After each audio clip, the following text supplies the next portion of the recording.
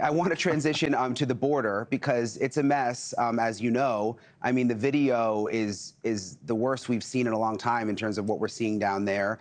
And I just was curious what you think about it because it seems like even my friends who are hardcore on the left are also concerned at this point. And I'm just wondering why President Biden doesn't make a bigger deal of it.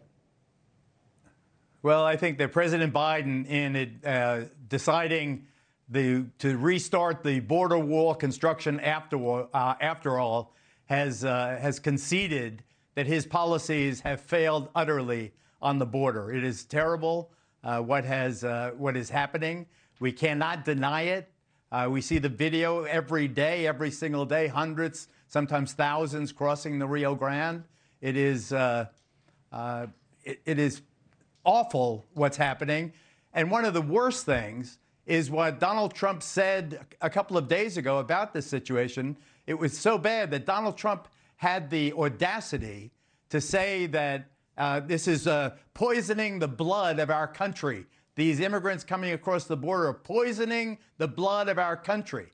In other words, he was adopting fascist rhetoric to say how bad the border situation is, poisoning the blood of our country. How did he mean that? Did he mean that Latinos are poisoning the blood of the United States? I mean, It was such a, it harkened back to really to fascism in a way that I thought was horrible. But in terms of Joe Biden and the border, this is his Achilles heel.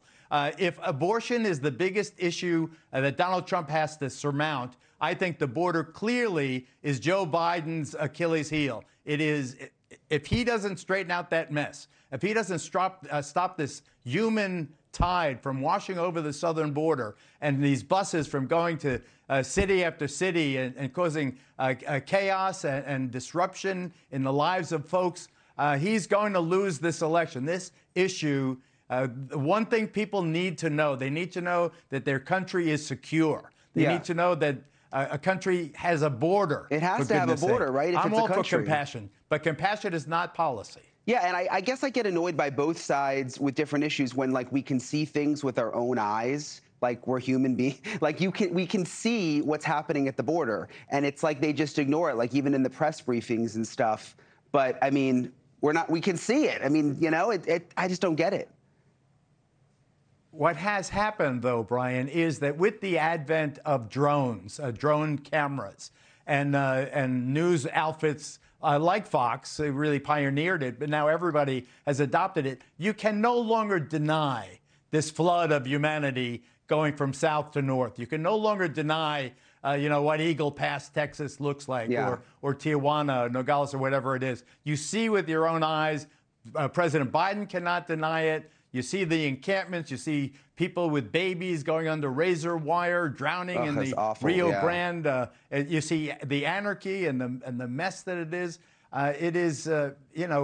We are our own best witnesses now. And it's also affecting people where they live. My niece in Gramercy Park, near Gramercy Park in New York, pays $2,000 a month for 400 square feet, which is a daunting enough task. Now she has to walk over Venezuelan migrants to get into her apartment because there's a shelter and a public school across the street. Once it starts affecting people in their homes, in their direct lives, then you can no longer deny it, and it will affect, even if they don't admit it, why they're voting or for whom they are voting. Believe me, they'll get in the privacy of the voting booth and they'll say, I don't want migrants on my front step anymore. I'm voting for the other guy. Yeah, so I think this is very, very serious. My buddy lives in Chicago, and he's down the street from the police station. The police station is full of migrants sleeping there. It is out of control, I think, regardless of what side of politics you're on.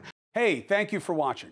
Please go to newsnationnow.com, newsnationnow.com, and you can find NewsNation on your television provider. And don't forget to click the red subscribe button down below. Then you will get more of NewsNation's fact-driven coverage.